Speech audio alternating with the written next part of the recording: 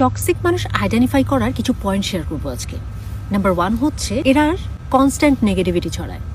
যখনই এদের আশেপাশে যাবে তখনই এরা কোনো মানুষের ক্রিটিসাইজ করবে অথবা কমপ্লেইন করবে অথবা কোনো খুঁত ধরবে অথবা এমন খোঁচা মারা উদ্দেশ্য প্রণোদিতভাবে মানুষকে ছোট করা, এই ধরনের বিষয়গুলো এরা কনস্ট্যান্টলি করে থাকে।